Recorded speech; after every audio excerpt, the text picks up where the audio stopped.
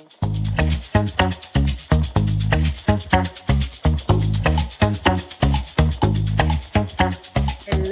and thank you for listening. In celebration of the African Center for Biodiversity's ACB's 2 decade of activism, we welcome you to the launch of a legacy podcast series where we will take time to look back at the history of a key strand of our work, namely resistance against the encroachment of genetic modification technologies into Africa, and to reflect on the shared history of the individuals, organizations, and networks that came together to fight for food sovereignty and the rights of smallholder farmers over the past 20 years and longer. I am Sabrina Masinjila, a research and advocacy officer at the African Center for Biodiversity based in Tanzania. For 9 years, I've been part of ACB's passionate campaign against genetic modification in Africa. Now, I'm honored to host our first podcast, delving into our organization's journey and ongoing efforts. With me are Mariam Mayet, the executive director and founder of ACB, and we are also honored to be joined by Haidee Swanby, who was involved in the ACB in the early years. Welcome, Mariam. Thank you very, very much, Sabrina, for the introduction and hosting this podcast. My name is Mariam Mayet. I am the director and founder of the African Center for Biodiversity. I have to mention that previously our organization was called African Center for Biosafety to denote its principal focus more than 20 years ago on the issue of genetic modification of seed and crop plants in Africa. One must remember that the world was a very different place 20 years ago when very few people knew about genetic engineering, genetically modified organisms, Monsanto, the role of Gates Foundation, etc. We had to start a very difficult and pioneering journey towards not only awareness raising, but most importantly, to push against what we call the GM genetic modification onslaught in Africa, and to get to grips with new discourses in regard to biosafety regulatory issues in particular. Haidee Swanby is one of the pioneer activists who, at that time when ACB was formed, was already working on the issue for many years with an organization called BioWatch. Later on, we were very honored to have Haidee join us as a staff member, and Haidee worked with us for more than a decade. And Haidee, on the one hand, we talk about genetically modified food crops and food products as representing a complex nexus of issues that include environmental and ecological concerns, health, socioeconomic impacts, corporate control over our knowledge systems, our food systems, its interface with climate change, and meriting a very important and strategic response to, as we say, the corporate control over food systems. But also countering the myth perpetuated by the biotech industry that they were introducing a technology that would overcome global hunger and diet-related diseases and so on. But I want to start the discussion really to situate the GM debate within the context of the Green Revolution push in Africa, but I want to also, before doing that, introduce Haidee to this discussion, and maybe Haidee to remind you of the late Dr. Tawaldi's words. And he said at the time, when we were negotiating the biosafety protocol, the Cartagena protocol on biosafety, that there could hardly be a more effective form of colonialism that the genetic engineering industry will effectively be able to hold us hostage. Haidee, what are your thoughts? Hi, Mariam. Hi, Sabrina. I'm so happy to be with you this morning. Thanks so much for the invite, and to just remember this incredible history that we've had together over the last 2 decades. So, as you said, Mariam, I came into ACB having worked on some of these issues, and my background at that time had been working a lot with smallholder farmers across Africa. And in particular, I'd learned about permaculture and was just blown away that no one had ever taught me about ecology and the kind of intelligence of nature. And I was traveling all through Africa, spending time in farmers' fields, and just amazed at the knowledge and the diversity and the skill that I never knew about, especially coming from South Africa with its highly industrialized agricultural sector. So when I first learned of GMOs in the late 90s, I was just perplexed at something that seemed so violent and so ignorant of ecology and of the agricultural systems that already existed. And I also had a quote from Tawaldi that I thought I would like to bring in, and that was very much about the racism that he encountered in the international arena, bringing up some of the concerns around GMOs. And the way he put it was, said, the United States delegation noted that the strongest call for strict regulation of GMOs came from the African continent, which the delegation posited as an unjustified, ignorant fear from the most backward continents about this avant-garde technology called modern biotechnology. So as you say, Miriam, it's a topic that encompasses so much and touches on so many issues, and is way beyond just the science of this technology. Thank you so much, Mariam and Haidee, for that introduction. So many personal stories and such an inspiring journey just to hear, from the both of you, already bringing to the fore, the rich history, inspiring quotes from Dr. Tawalde.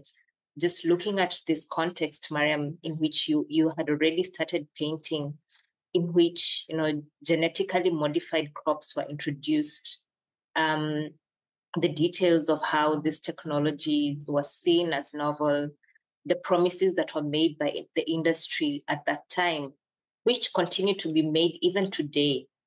Why we saw them as a potential threat, we still see them as a potential threat to our food and agricultural system, and why and how we began to resist this. I'll give it over to you, Mariam and Haidee. Thank you so much.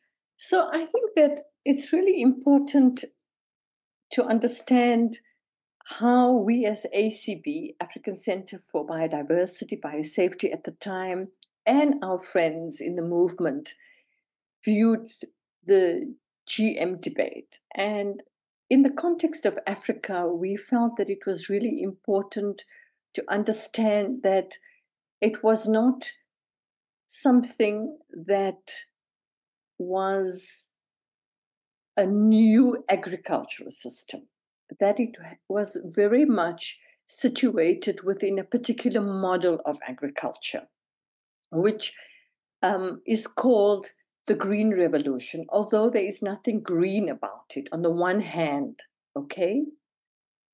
And very importantly, the changes in the seed sector on the other, linked with mergers and acquisitions going on in the seed, biotech, pharmaceutical, agrochemical sector, as well as technological development. So these factors came together to present the overall context within which we had to navigate the GM onslaught in Africa.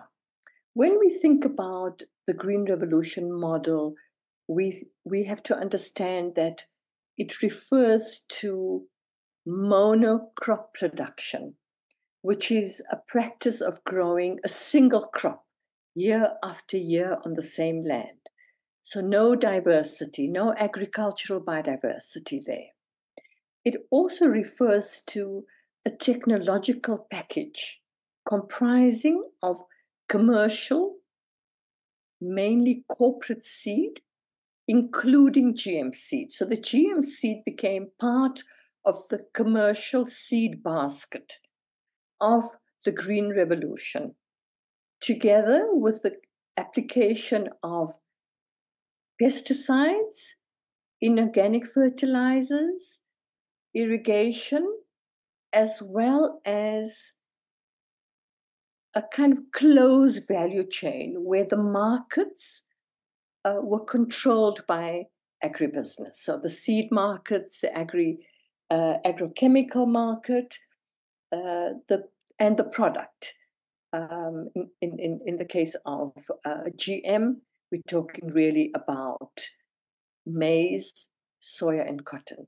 So we have to understand that GM seed was introduced to commercial farmers in South Africa and to regulators as a further step in seed breeding.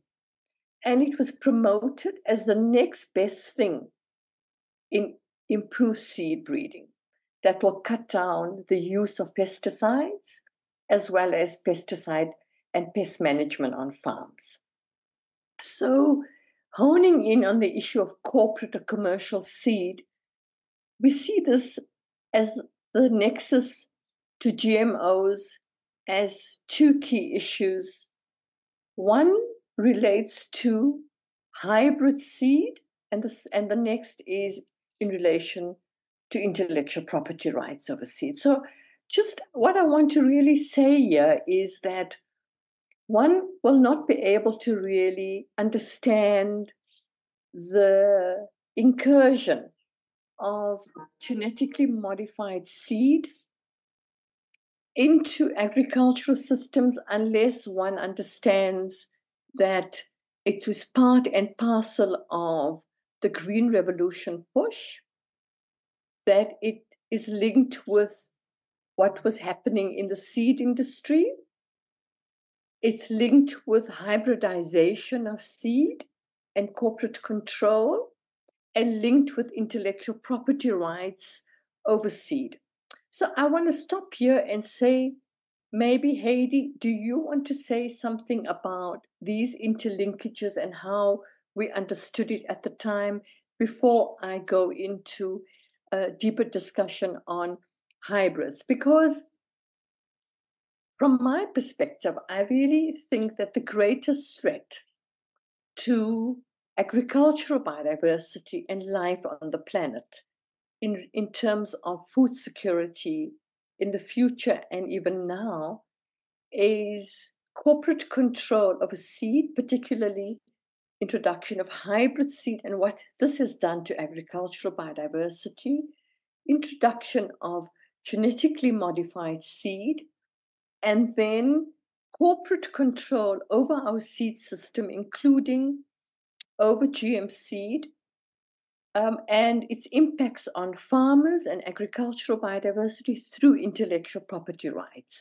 So I want to stop there because maybe, Haidee, you want to say something about these interrelationships and how difficult it was also for us to explain to the public what was really going on behind the scenes, and that it was not just a question of food safety or the question of choice and labeling. Thanks, Mariam. What jumps into my mind is that we're talking about the late 90s in South Africa. So we'd just had our first democratic elections in 1994, and by 1999, our GMO Act was already being published. And I think what's important there for me is that South Africa already had a very industrialized food system or industrialized agricultural sector, and a very dualistic agricultural sector where commercial white farmers were using the land, the kind of 90% of the land that they gained through apartheid laws to produce the food. And that right at the beginning, so there was kind of an understanding that this is what agriculture looked like in South Africa, large-scale commercial, with the use of inputs and mechanization, cheap labor, actually maybe even wanting to get rid of labor as much as possible. And that right at that early time, we didn't have any knowledge about GMOs in civil society. And the corporate sector, from that moment already, took control of the narrative around GMOs, took control of drafting the laws and legislation, and also broadly just really shaped the trajectory of our agriculture and the values that underpin our agriculture. So and that corporate control has continued until today. So one, it was very difficult to dismantle that kind of idea of technological progress, going into the new age of South Africa, and the idea that we have to feed people and how we do that. And on the other hand, it was also incredibly difficult to explain the actual science and technology to people and why it was different from conventional breeding and what risks it brought in terms of our health, our environment, our food system, and also politically. So yeah, it was a time of a lot of learning in amongst us in civil society and right across the continent, debating a lot about what exactly this new technology meant, how it was going to affect us over the long term, how it was going to affect farming systems. And then I think in South Africa, even more complex set of discussions around what it meant for agrarian transformation and land distribution, what our food system looks like, who is able to participate in the food system. So those things we kind of learned as we were going along and learned through discussion and consultation and trial and error. And I think also we were doing a lot of learning about what the legislation did in reality.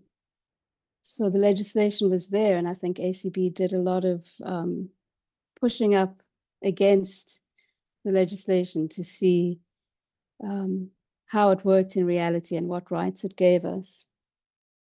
Wow, thank you so much, Mariam and Haidee, for just pointing out this key interlinkages. I think Mariam, what you did mention with regards to the Green Revolution and how it offered that base to foist on the push for genetic modification and the push by the corporate sector, the corporatization of seed agriculture, linked to intellectual property rights and all that. I think, Haidee, you've also touched on legislation, and we'll do in our next podcast a deep dive into, what international legislation was there at the moment under the CBD. We refer to the Cartagena Protocol. So we'll have much more discussions on that. Maybe just back to you, Mariam, in terms of, you spoke about this whole corporate control of seed, and who were the key players at that time. We are, when you look at the history, South Africa was one of, the countries in Africa, the first country in Africa where GMOs were pushed upon, because it already has had this base for industrial agriculture, and the corporates were highly dominated. So it was easier to, make that introduction of GMOs in South Africa. So maybe, Mariam, can you speak a bit about this whole corporatization of the food system and how that also affected the rest of the African countries and push for the introduction of GMOs onto the rest of the country of the African continent? Just to pick up, as you say, Sabrina, regarding the link with Green Revolution. So going back to GM seeds, and just to reiterate that they are designed to be used in large-scale industrial farming systems, okay, involving big commercial farmers that have access or at their disposal vast land areas, expensive machinery like tractors, combine harvesters, irrigation infrastructure, resources to purchase, fertilizers, inorganic fertilizers, pesticides, herbicides in particular, and generally access to credit and good markets. So very much unlike small-scale farming systems and farmer seeds, GM seeds are bred in conjunction with the breeding of commercial seed, whether it's industrial hybrid seed or even open pollinated varieties. They are all commercial, industrial level seed bred by developers of either GM products or the big seed companies that I'll come to in a minute. But the important thing about both GM and hybrid seed is that they perform only well in one growing season and that the seed has to be bought every year. So this is really important. And I think that it's important for us to note that one of the reasons why the leading biotech company, Monsanto, which is now Bayer Monsanto, was able to become so powerful is because it was able to patent traits used in the development of GM seeds. And this is why I said that the link with Green Revolution, seed issues, control over seed, and then intellectual property rights and technology. So the patenting of GM traits gave Monsanto in particular enormous amount of control over farmers and the breeding sector. And for example, they also made farmers sign contracts agreeing not to replant seed or share seed. In any case, plant variety protection legislation, which is a part of intellectual property rights, prohibits farmers from saving seed from the previous harvest for further propagation. So Monsanto's ownership rights can also stop other breeders from using the technology. So instead of others wanting to use Monsanto's technology, or if they want to use Monsanto's technology, they have to enter into licensing agreements and pay Monsanto royalties to use the traits. So just to understand that component of corporate control. But I think that maybe, Sabrina, if you don't mind, if I could just quickly introduce what genetic engineering, what GMOs are, and then Haidee and I can jointly discuss the corporate control issues. So I think that it's important to appreciate that since farming began, people have worked with nature to breed plants and animals to suit human needs. Usually this breeding can only happen within the same species or family.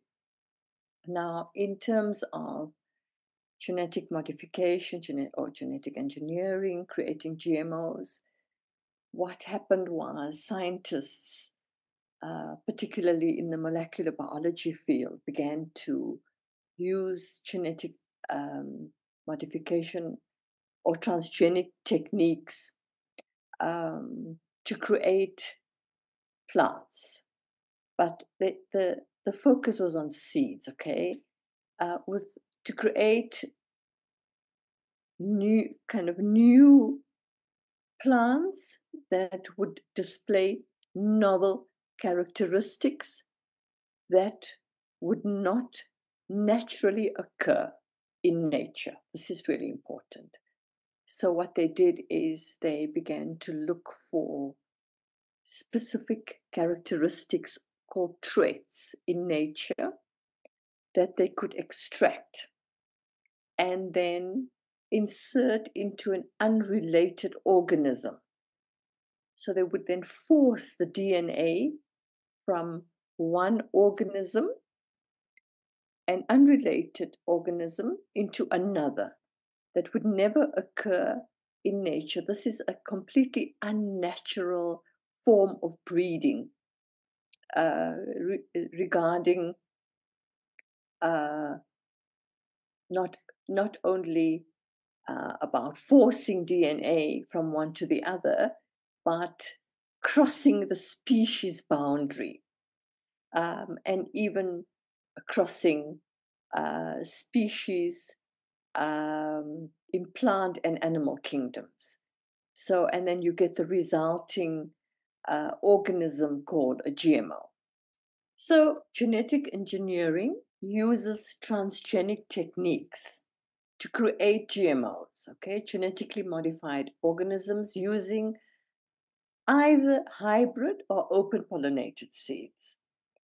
The big difference from an intellectual property perspective is that with GM seed, the genetic construct or the uniquely designed DNA is given patent protection because the breeder or developer can argue that they have created something new. At the same time, the developer has been saying to regulators, GMOs are nothing new. They are substantially equivalent to their conventional counterpart and need no regulation, that they introduce no new risks, and that they should be introduced into our food system without regulation. So I think this is an important point because this is where a lot of the contention arose around biosafety regulation of GMOs. So we have to understand that a GMO involves the integration of novel foreign DNA into the plant genome. The uniquely designed DNA then can also be protected by utility patents. Second, utility patents provide better protection against infringement. So what this means is that it prohibits other individuals or companies from making, using, or selling the invention without paying royalties. So there's many layers of protection for the breeders. Hybrid seed and plant variety protection are also sometimes referred to as plant breeders' rights and patent protection. So Haidee, this is about the corporate control over seed. And we will remember that at the time when GMOs were introduced into the food systems in South Africa in particular, the global seed market was undergoing major changes and it was becoming highly concentrated with just a few multinational companies led by Monsanto, DuPont, and Syngenta controlling the seed, the commercial seed market, and they then in turn controlled the GM seed market. And of course, today we know that Monsanto has merged with Bayer Crop Science, DuPont merged with Dow AgroSciences, and Syngenta acquired ChemChina, and now we only have 3, but we used to have 6. But just to say that the multinational capture of local seed companies got underway first in South Africa, a country, as we know, that was already very far down the path of green revolution agriculture.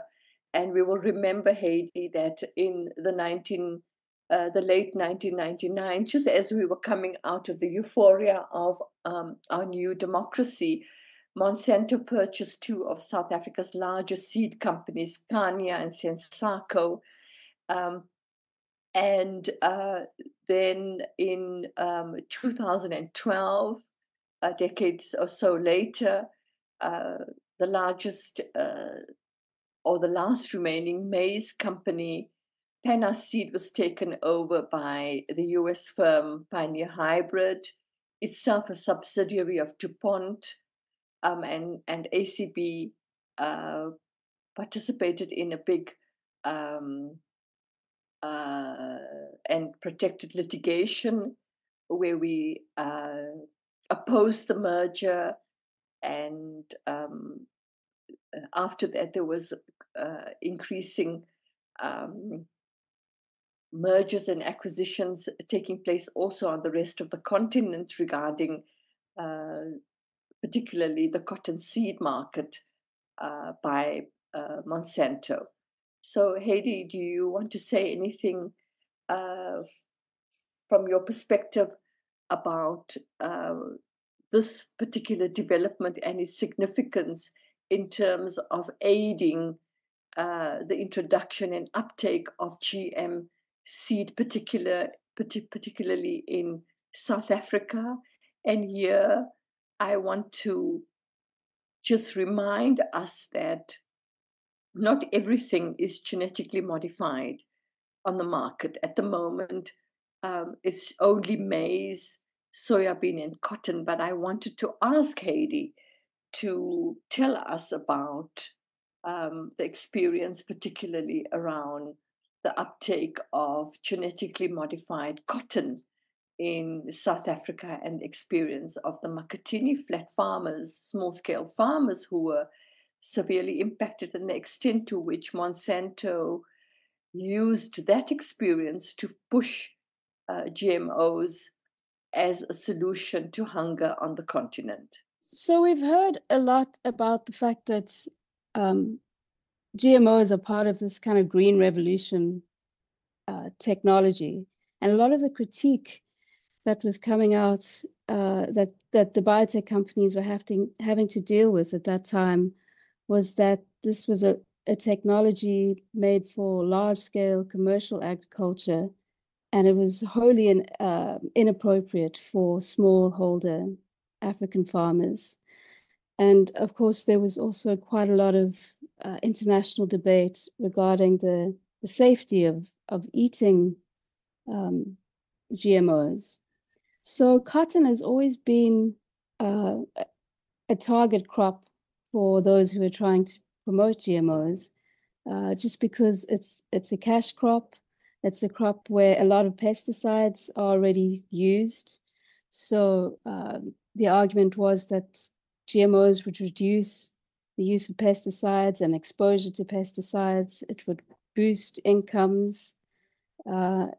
Didn't have to worry about safety issues because we weren't going to eat it, although cotton does come into our food chain through oil.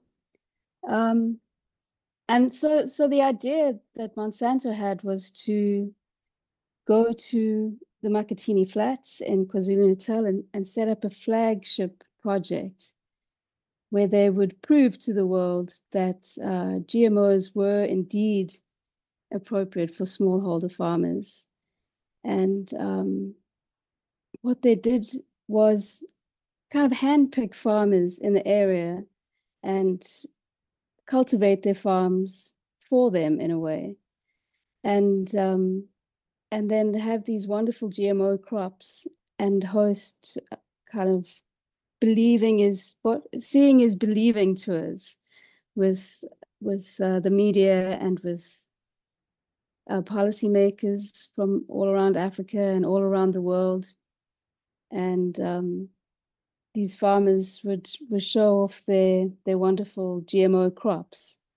And we saw this again, repeated again in Burkina Faso many years later. But tragically, what happened in Makatini is that when people did adopt the technology without all of the support from Monsanto and all of their, they wanted to have these perfect PR farms that they could bring people to see. But once just normal smallholders started adopting the technology, they really struggled.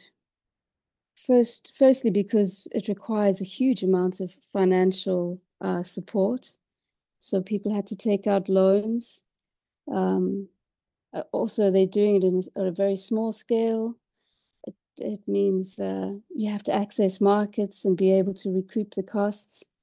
And if I remember correctly, there was 3 terrible seasons. I can't remember. It was a drought and then 2 years of flood, or the other way around. And farmers just really struggled to recoup any kind of profits from their crops. So just in unbelievable, terrible debt. And I was working in that area at the time, and just speaking to farmers who were having experiences with the crop.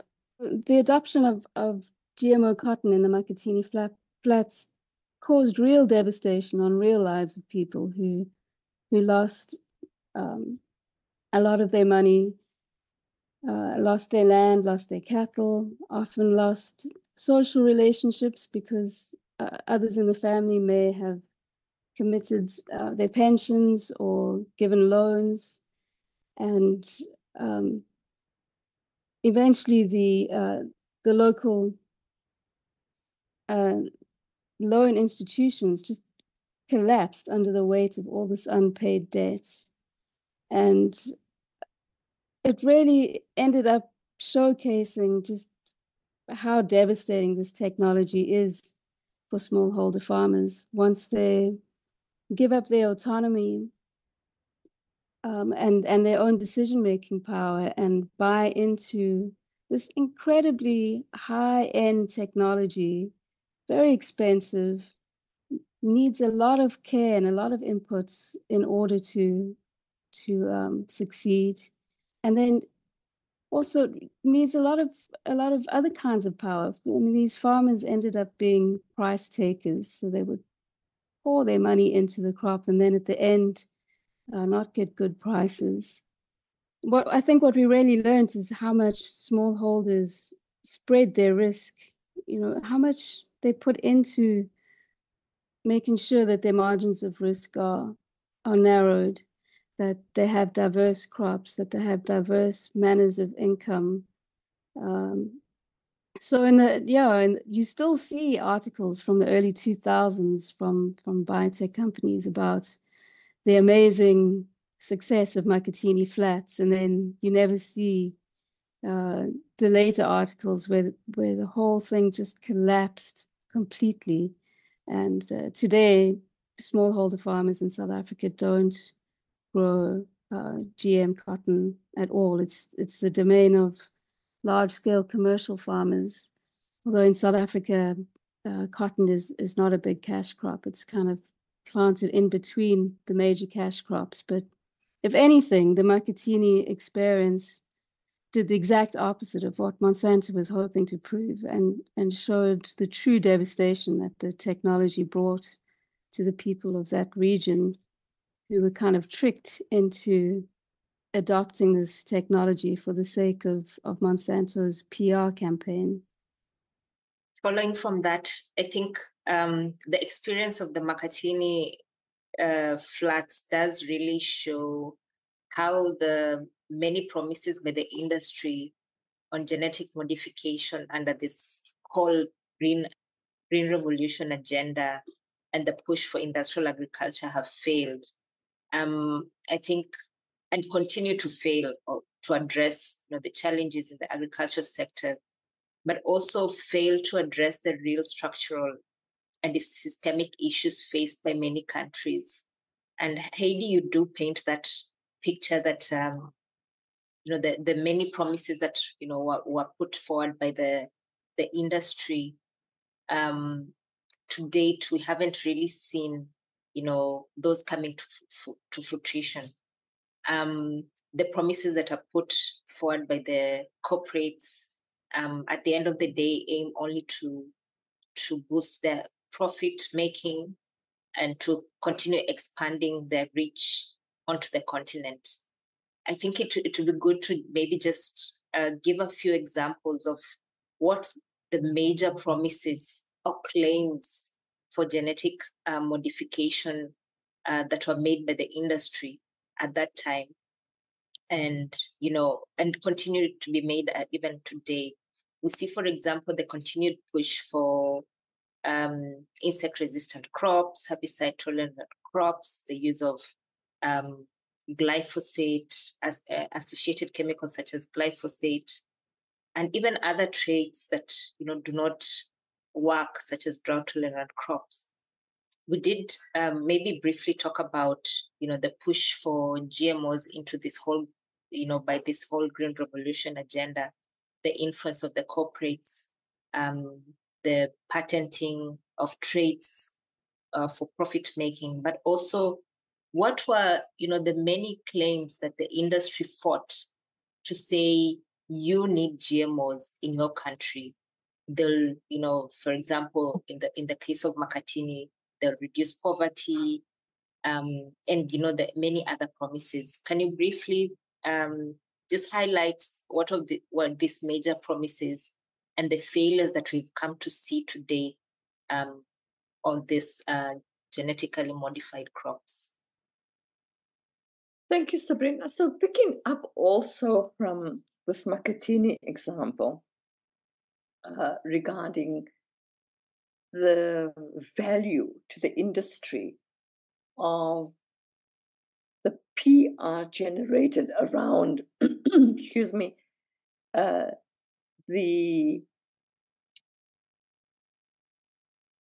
won't say accessibility, but the fact that this technology is suitable and appropriate for smallholder farmers. One also has to link this up with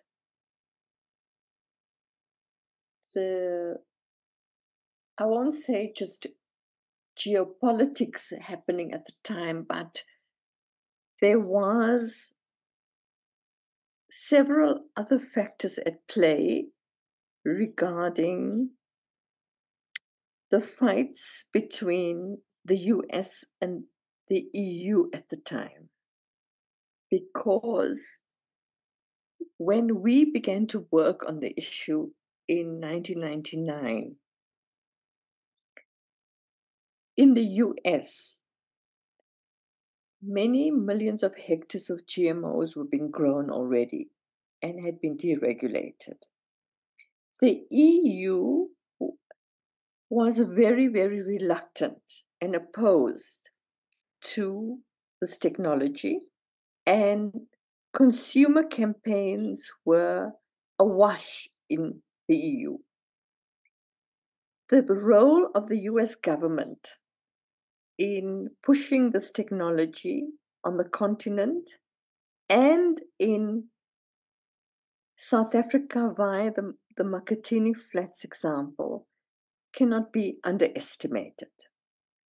In the case of the Makatini Flats, the PR generated by Monsanto that these farmers were becoming wealthy, that they were able to afford cars, tractors, was essential to both the US government's interest in promoting GM, because they needed to ensure the markets were open for the sale of GM seed and related products in the world, and to showcase a success story that African smallholder impoverished farmers became wealthy as a result of growing GM crops. This was essential.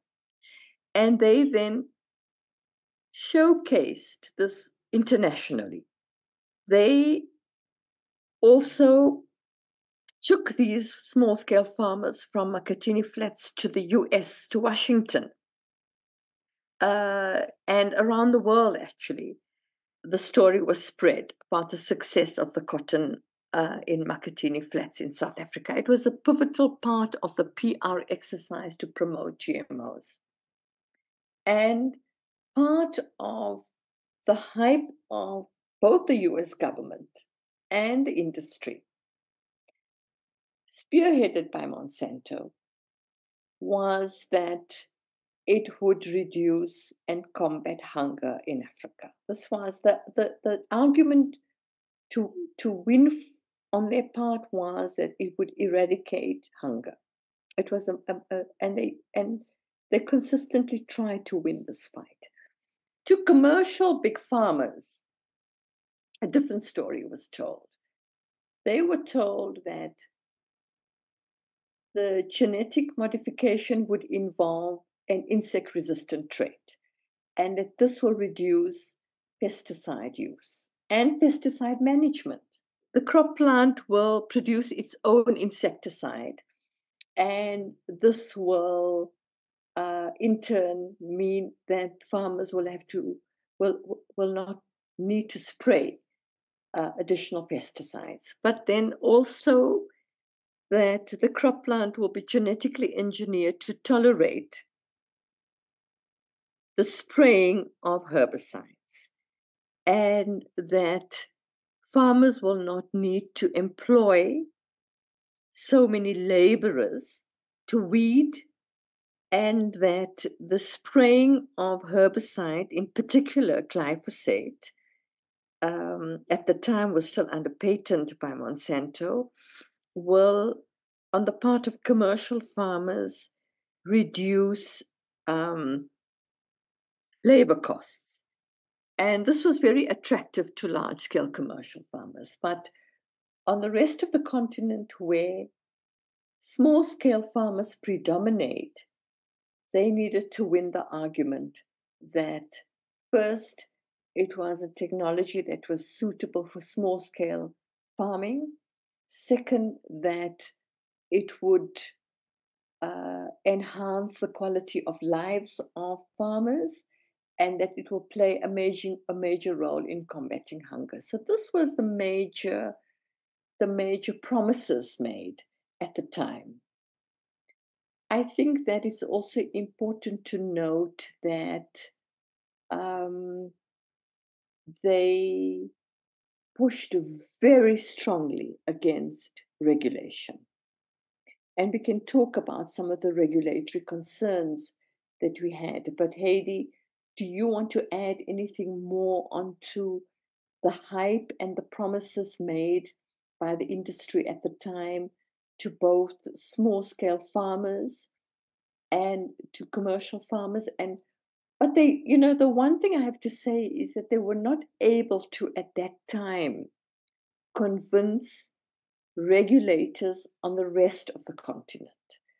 At that time, South Africa did not stand with the rest of the continent in the African group of negotiators, because parallel to this GM push in Africa was the negotiations internationally for a legally binding international agreement to regulate this technology, because there was a fear that if we did not have an international agreement, that parties to the Convention on Biological Diversity, an international agreement to protect biodiversity, agreed to and that would implement at the national level, we would be in a situation of a free-for-all and an unregulated technology deployed on the continent and the global south in particular, completely unregulated. Yeah, I think that's a very important point that you make, Mariam, especially in light of what you were saying earlier about the fact that there was a fight about this technology between the US and the EU, and some of that fight was kind of fought out on the African continent. For example, Makatini PR stunt, because a narrative formed then and persists until today that that any pushback or any caution around GMOs on the African continent comes from the EU, and that civil society in Africa are just kind of our strings are being pulled from Europe, and that actually this is a technology that's desired in Africa and needed in Africa. And I think it's really important that you point how strong the African position was, and African leadership against GMOs, and how clearly formulated this was by African leadership with support from African civil society about the dangers that GMOs would bring to African agricultural systems, to our biodiversity, our agrobiodiversity, to our livelihoods, our autonomy, our food sovereignty and food security. So it was definitely an African campaign born of African concerns, and not something that came through our donors from the EU. And then the other thing I think as well about all of the promises that were being made is that I think at that time the science was very new, and molecular biology. There was a lot of excitement. I can't remember if it was in the mid-80s that the human genome was finally mapped, and a lot of surprises were coming through the science around what scientists thought genes could do and how they actually turned out once the science was growing. And so at the time when they still thought that kind of one gene equaled one trait, and they thought the genes were kind of building blocks, very linear, they were promising the world with GM technologies that we would see improved nutrition, we'd see drought tolerance, saline tolerance. I mean, just the list was endless of what this technology was going to do for humanity and just end world hunger. And as they got more deeply into trying to produce working products that could come onto the market, they realized actually how complex genes are and how much unknowns there are. So in the end, we got these very simplistic GMOs after 3 decades that, mostly herbicide tolerance or the production of pesticides from the plant are the 2 major traits, which ended up being doable. But really, I think that it's still this branch of science is still very nascent, and there's still massive unknowns and around the complexity of how genes work. And that's why a lot of the promises haven't been fulfilled. And we just have these really basic technologies 30 years later. An issue that has been problematic since the very beginning of this debate has been how the biotech industry wants to have their cake and eat it, in terms of insisting that we must have science-based decision-making in our legal systems. And this is kind of a way of making sure that issues outside of their purview and outside of their control, like ethics or wider political power within the system, doesn't come into decision-making. So while they say that everything must be science-based, when we come to our decision-making, there's no science. Well, there's very little science or proper rigorous science there.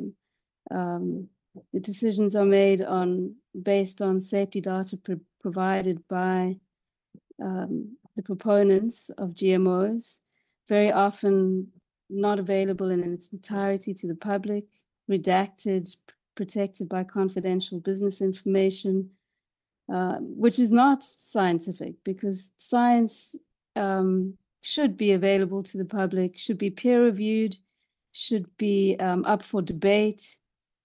The anti-GMO lobby is always called unscientific, based on junk science. But when you really dig deeply into it, what the anti-GMO lobby has been calling for is more science, not less. Mariam touched on the notion of substantial equivalence, which is profoundly unscientific. Right from the beginning, they said it's nothing new, so it doesn't have to be regulated, but it's also so novel that we can patent it. Or the biotech industry might say, oh, Americans have been eating GMOs for 20 years, or South Africans have been eating GMOs for 20 years, and there's never been an incident, which is also profoundly unscientific. There's never been a study done. There's no data to back up that statement. So like a big frustration has always been this double standards of saying everything must be science-based, and yet there's absolutely no science in our real decision-making procedures. So I think it's really important also to understand that not everything on the supermarket shelves are GMOs. For example, in South Africa, where GM crop plants have been growing for more than 25 years, we in civil society have confined it only to GM maize, soya, and cotton because of the activism over the last 20 years. We have successfully kept GM potatoes, cassava, banana, sorghum off the supermarket shelves. And we've also restricted the varieties of maize, soya, and cotton that could come onto the market. Wheat was one of the first GM crop plants that we campaigned against 20 years ago. And it's now come back 20 years later to bite us again. But the players are completely different, and we will pick up the issue of GM wheat another time. But it has not been approved in South Africa for commercial cultivation, only for import to be used as food, feed, and processing. But to date, no GM wheat has been imported into South Africa. So we really only have these three categories. Thank you so much, Mariam and Haidee, for just giving us that picture about, the promises by the industry and the failures of GM. And there are so many examples. I think the Makatini floods should have been an eye opener for, all these failures. But later we see the continued adoption of, the same failed technologies across the continent. I think that because of the bigger power plays between multinational companies, between the US at the time and the EU, of course, geopolitically, so much has changed. But at that time, there was a trade war going on between the EU and the US. We were tarred with the same brush as they tarred the EU, the US, and Monsanto and the biotech machinery. They propagated the myth or disinformation that activists in South Africa and the continent were funded by the organic movement in the EU. They could not accept that we could campaign independently, that we would have our own agency, and that we genuinely were opposed to this technology, and that we were also named as Luddites, anti-technology, that we wanted to keep farmers in destitution, and that we were standing in the way of progress. I think this is an important overarching issue to understand. And the last point I want to make is how difficult it was for us to have pushed back against this technology, because it was in the realm of molecular biology.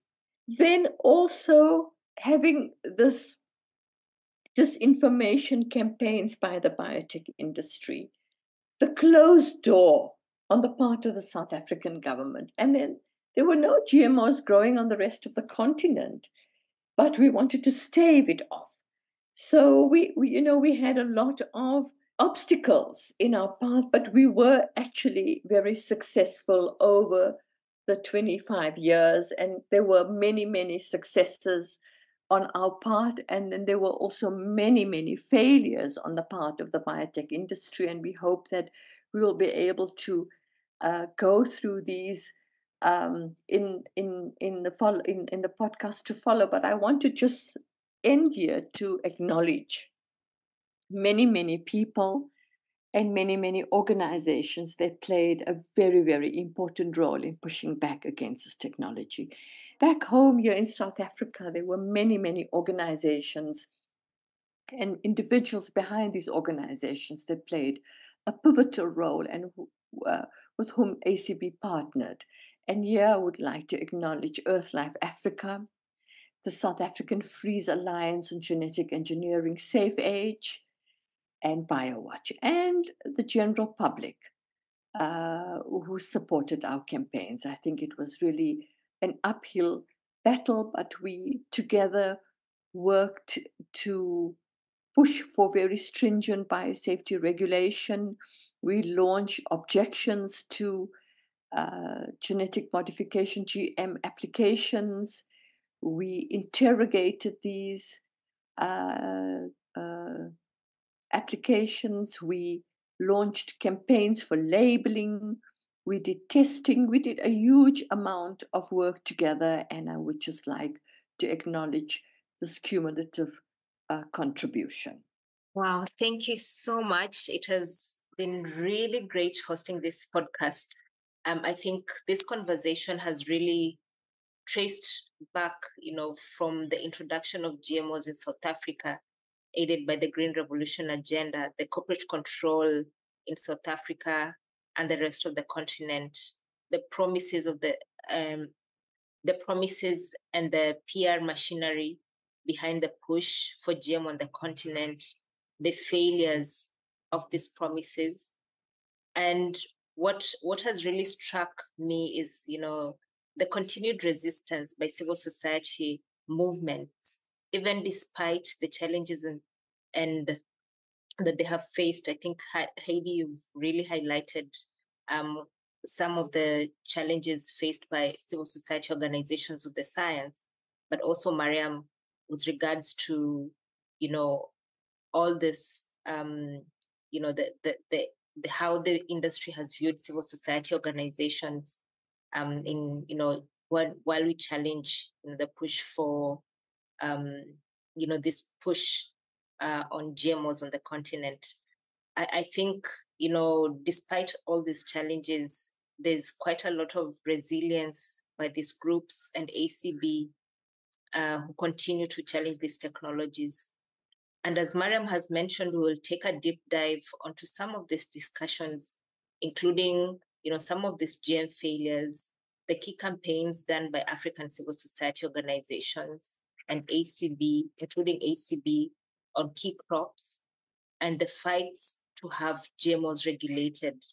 When it comes to discussion around our engagement in the international arena, the drafting of the Cartagena Protocol, as we have briefly touched on, but we'll have more discussions on this as we continue to look back on our legacy of 2 decades of activism. So thank you so much, and we look forward to having you in our next podcast.